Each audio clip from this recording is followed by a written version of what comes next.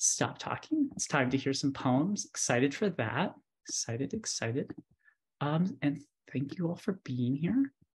I'm going to post our opening readers, the copies of the access poems, copies of the poems that our readers are going to be reading here.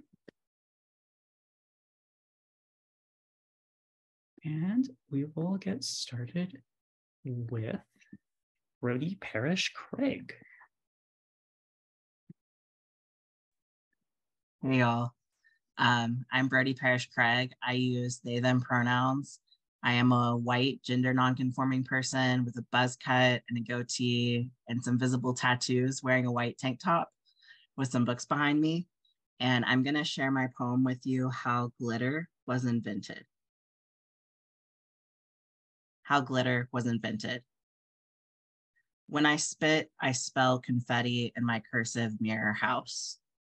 Everything I touch after the storm, it shines and stays for weeks.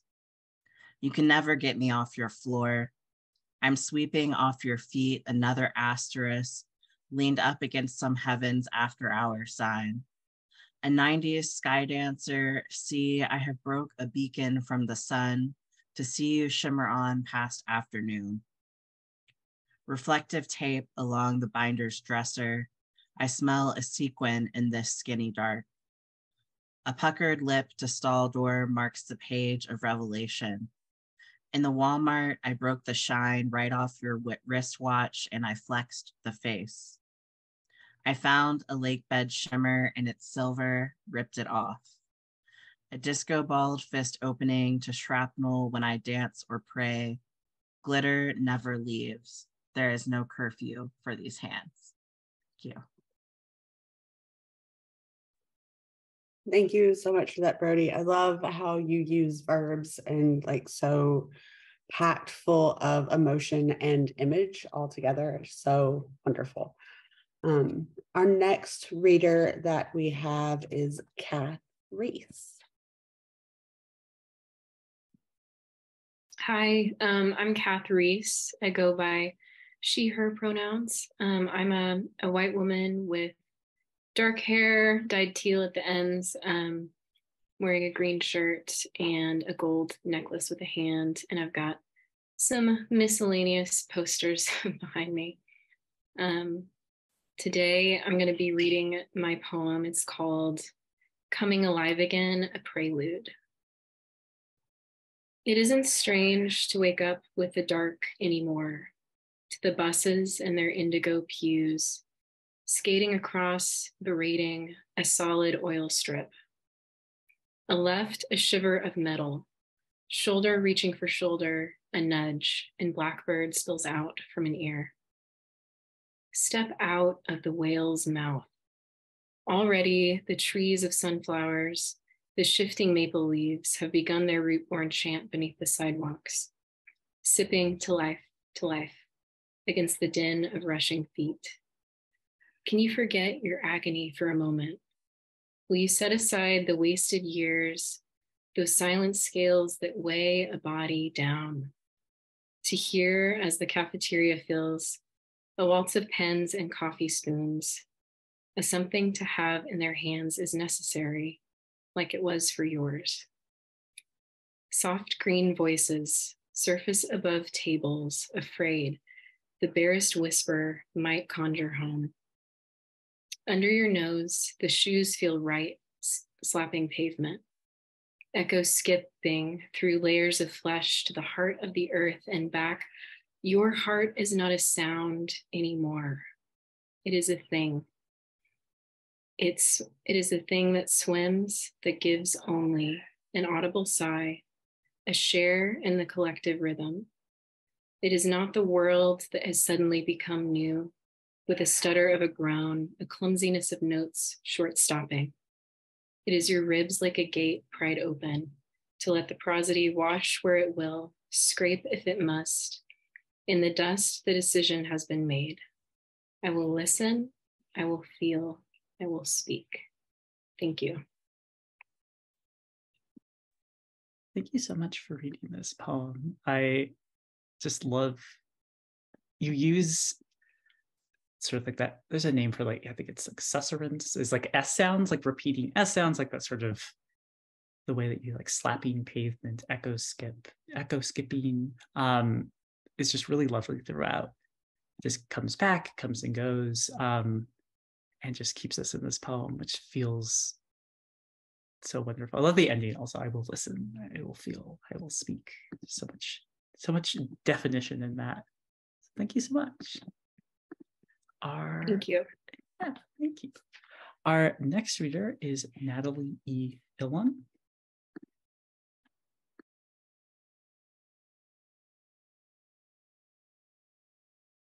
I think you're muted, Natalie.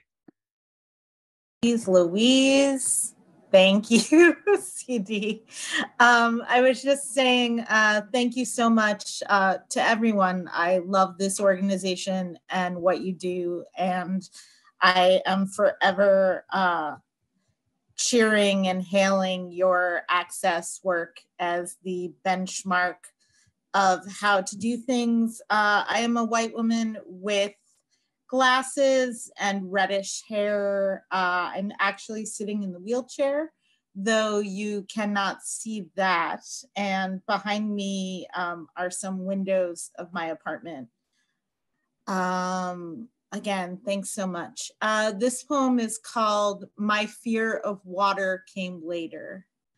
My family doesn't like the desert air. We prefer low tides to high altitudes, coastal highways to mountains. We don't ski, we charter.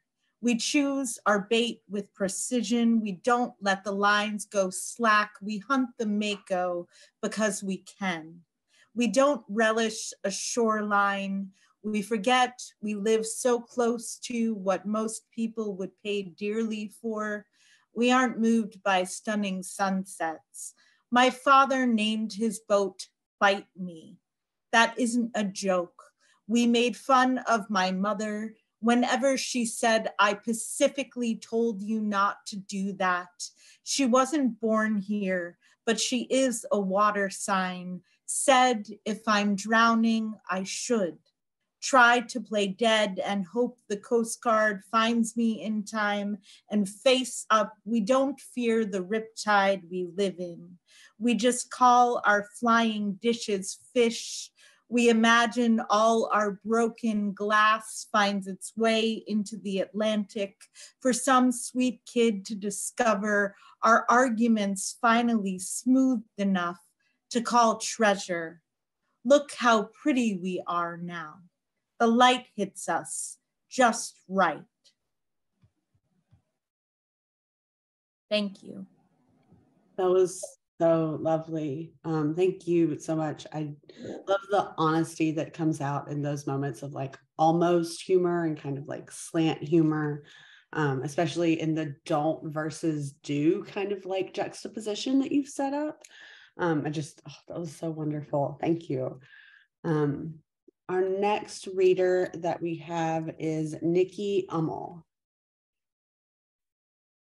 Hey everyone, thank you again for having me. I am a white woman wearing a green beanie that says liminal lit on it, a gray sweatshirt, and in the background is a lit Christmas tree, despite the fact that it's January 8th. Eventually, I'll put it away or it'll just stay up forever and ever. That's fine too.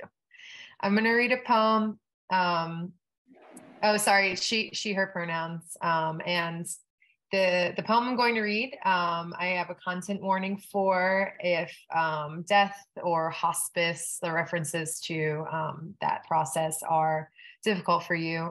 You might want to you might want to step out for a second. But this poem is called Fantasy of Walking My Niece Home, and it's in my chapbook, Hush. We veer off the path, head for the trees, knee deep in pine straw. My niece launches herself from the radio flyer, her feet crunching pine needles. She sinks her hands into sharp pine cones that become missiles, bomb the thick straw for enemy ships. Look, I cry, pointing to the looming trees. The pine cones have come so far. She jumps, flaps her hands open and closed. We have to put them back, she says. Their mommy will miss them. Clutching pine cones in her two small palms, she hugs them to her body. A child far from home, mother unreachable, sharp distance. My sister, sheathed in stiff sheets and soft lights, pink nails painted by kind hospice nurses. She is too. The world is still kind. I tell her, some things can't come home. She takes a pine cone, shoves it in my pocket deep. She says, we will make a home for them. Thank you. Thank you for sharing this piece. It does so much in its way that it moves, not only like across the page, but through these different scenes and through this conversation. It feels very, very measured and very quiet, but also very, very resonant. And I just appreciate it so much how it has these images of like the missiles and the enemy ships, and we end up in the hospital, and how we get these moments where we are forced to reflect. The world is still kind. She is too. It's just very wonderful. Thank you for sharing this. Our next reader is going to be Allison Flory. Hi, everybody. Thank you for having me, y'all. I'm excited to be here. My name is Allison. I use she, her pronouns. I'm a white woman wearing a black blazer and a white strappy tank top with a Urban Outfitters tapestry behind me. And I'm going to be reading my poem, Woman Self in My Chest. I know I left my keys on the table the same way I know I was a child, without a trace, until the keys start showing back up in the places I never left them. The girl in me cries sometimes. Tepid beast, slumbering agent, womanhood grows without consent. I could stare at my fingers flexed for hours, the way my skin there strangles bone. Pleasure curled petal adolescence, nostalgia preening phantom limb, well before growing up meant growing out, and softness could be sharp, body aching, body destroying, body defining. A girl is a smaller animal than a woman. She thrashes wilder to survive, cuts her cheeks on the bramble my woman self will cut down with fingers that remember what it felt like to touch. That ending, that beginning, so much like agency and knowledge of self and like defining of self and womanhood. And I just like, such a good poem, Allison. Thank you so much for sharing that with us. And now I have the pleasure of introducing our featured reader tonight. So I will read her bio. Natasha Mijares is an artist, writer, curator, and educator. Her debut collection of poetry, Violent Wave, is forthcoming. She received her MFA in writing from the School of the Art Institute of Chicago and has exhibited at various international and national galleries. Her work has appeared in Gravity of the Thing, Hypertext Review, Calamity, Final Poetry, and more. And we are so happy to have you as our featured poet tonight. So everybody, please welcome Natasha Mijares. Hi. Thank you so much for the introduction. Yes, my name is Natasha. I have fair skin, brown hair, wearing some funky glasses, and wearing a black sweater, and I have some books behind me. I use she, her, they, them pronouns. And yeah, we're gonna get started. So I just want to thank everyone at Open Mouth. You all have been doing such a wonderful job with the workshops and the readings. Thank you to our glorious opening readers. Every single one, I was like, why are you only reading one poem? Everyone should be reading like Like they all just like left me wanting more. So that's really exciting. And yeah, I participated in the open mouth writing retreat in 2018, and it was just so amazing. I really encourage anyone, like any of you, like if you're like, I really need to do some writing this summer and like I need a place to do it, like do it. It's so worth it. And yeah, I talk about it all the time. I'm just like, yeah, everyone needs to do that. So yeah, today I was kind of like putting things together of what I wanted to read today. And yeah, I actually decided, I was like, because I like have a book coming out, and I was finding poems that like didn't really make it in the book, but like were kind of part of the universe, and like I wrote at the time, and I was like, wow, like I haven't looked at these like in a long time. But it's funny when you like look back at older poems, you're like, oh, like you, I don't know, to me, I'm kind of like, so some people it's like, I'm not even that person anymore. Like I wouldn't even say that anymore. But others, they still kind of hit, or they're like, oh, I'm still talking about these things. Like it's alive. So I kind of mixed in poems that are old and then poems that are new that I feel like, oh, these are all like kind of in the same world. So yeah, I hope all of you get something out of it. So I'm going to start, and this one is called Track 7.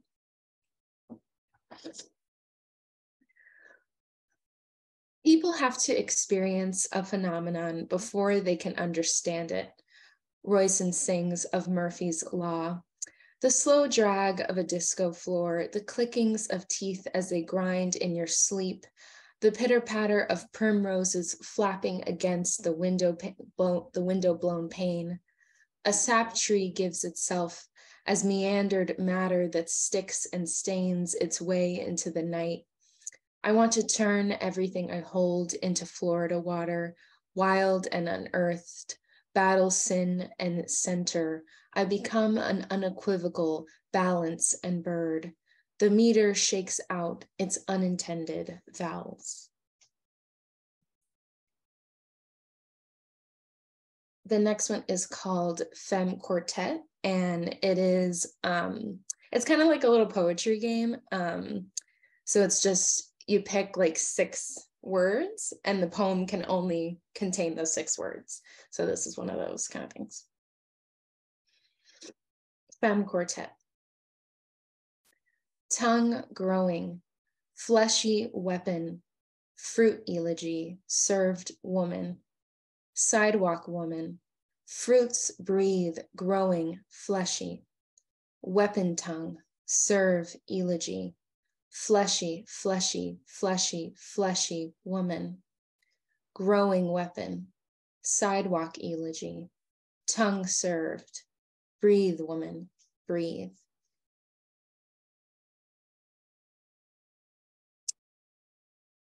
The next one is called Heaven. This is actually in a collection that's coming out, I think like in March. It's this awesome like arts publication. It's called 60 Inches from Center, and they have this program. It's called the Chicago Artists and Archivists Project. And so they give artists access to like an archive. And so they were very gracious in giving me access to the Paul Art Museum Latinx archive. So it's a mixture of artists, like art from Latinx artists. And so I was able to kind of write in response to the art. And so this poem is kind of a part of a suite of other poems that are going in that publication, that it's like the publication is every artist that has been a part of the project and like what they got out of it. So this one is called Heaven. The shadows of gilded crosses and birds blend together on the sunny street. They create a molecular connection of what we pray for. realism and magic. We play checkers and marbles to pass the time. We must practice our chance, luck, and destiny, the land as a well. It tells us of all the gold and everything it carries. We seek to understand the gates and how they crystallize to form crowns around our eyes, how they let us gather in a flourishing way. Heaven is a form of recess, arousal and arrival, the many bodies time making with each other, making this moment more than the passing of strangers, more than pardoning and forgiveness, the wind and the flags that flap into shape.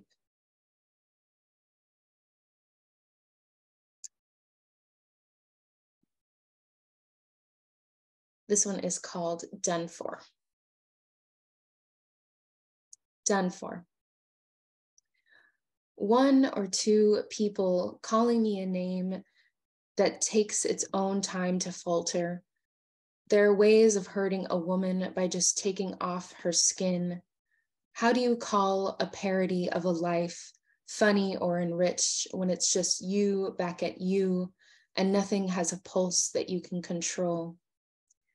Tell me what it is I can do with my breath to make the woman of my sit bones scream out loud for herself, by herself.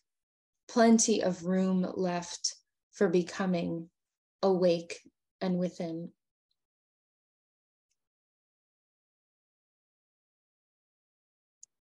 This next one is called Paul 1. May apple, the tar founder in the cup of it all.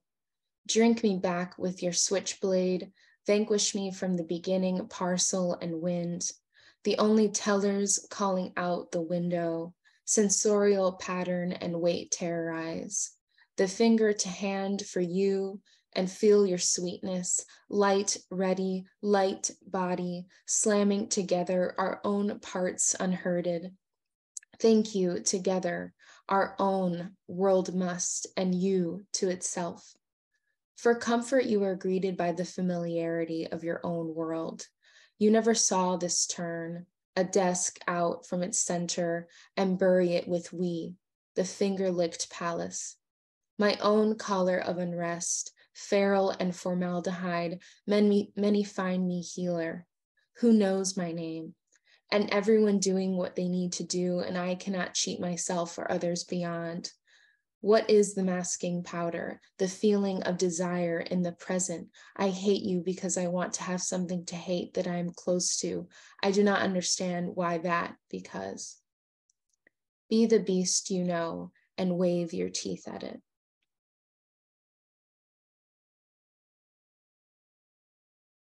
This next one is called Figuratively Speaking. Figuratively speaking. The word hand has several figurative senses, with or without restrictions, the accumulation dismantled before it could become solid. In the business of disposing chemistry, the narrow keeper sounds off first. Many voices combine to become our own, but we vanquish truth. Seedless and heedless, vaporized and tender leaf, reckless assertion. A family is spooled out over seats and uninterested in each other.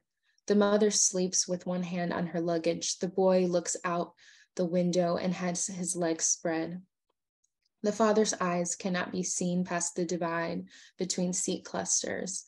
The husband and wife communicate without looking at each other. The body does not want to be touched either way. Quiet domes become centers for ease. There are people fishing along the dome and waiting for their half to be called. A sense of urgency to belong, to identify, to group oneself. Figuratively speaking, a network. Figuratively speaking, a covey. Figuratively speaking, the whole damn universe. The playing pieces in operation. The cosmically missing funny bone. How it appears in a crack in the floorboards on a night of cleaning. Only pieces dropped into holes.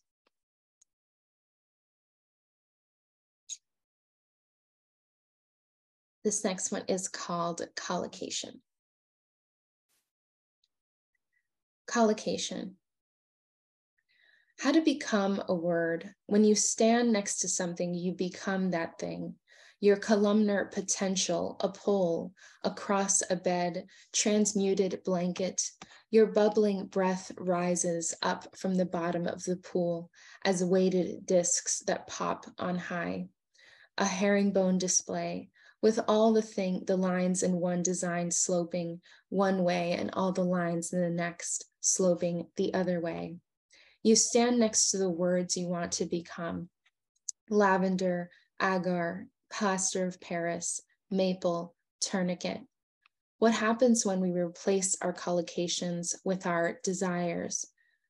Have a bath, have a drink, have a good time, have a haircut, have a holiday, have a problem, have a relationship, have a rest, have lunch, have sympathy, refract into, have give, have empty, have knave, have the long arm around the person while the longer arm tries to find the light, have situational certainty then uncertainty, have a set of actions upon which you believe you will do one day, have turning tables kick switch between an occasion and a ritual, have tangled up wound, harden and allow shavings to become desiccant rocks, have barrel and barbel as fleshy openings.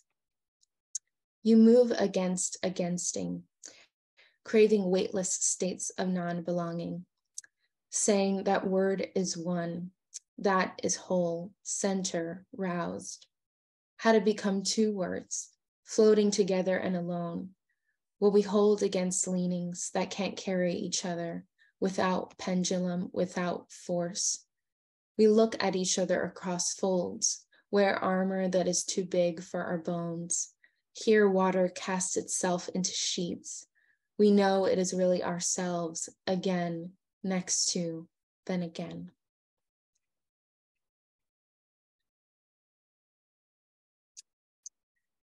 This one I was happy to find because I never, I'm always interested in weird forms that it's been a long time since I've thought about traditional forms. So this is an ode and I was like, oh wow, I can't believe I have an ode sitting in my computer. But I remember writing this one and it was super fun to write. I think it was just in a workshop and it was just a good time. So this one is called Ode to a Burning House. You are black coral. You are tender bone sucked after lemoning. You are battleground for misbehaviors. My burning house is a dance party where everyone forgot their addresses thereafter. My burning house has recipe cards blooming out of its floorboards, a medicine for turning bulbous, beautiful, and never ending. These things that want to kill us live in my burning house. The crown molding that flaps and snares as we walk past them, they hold us together like a swaddled mistake. We dance with earplugs at the party because we don't want to hear what the molding is saying to us. My burning house has never been on foreclosure because when I am through with it, it will be yours, and then mine again. All right. This is the last one I'm going to read. It's been so nice to be with all of you. This is such a great community, and I really appreciate everyone that was at the workshop and everyone that was here as well. So it's just been such a really nice day, and I appreciate you all. All right. So this one is called Spores. Both lesions in either mild or severe form could be seen as birthmarks or sewn buttons. A crown of teeth rests on her as she stands lifeless in that room. Heavy breath surrounds but does not fill an understanding of calculus and tooth loss. When someone passes, each burial represents one individual in a sea of gestures, in a land of torn turf that seeks our return.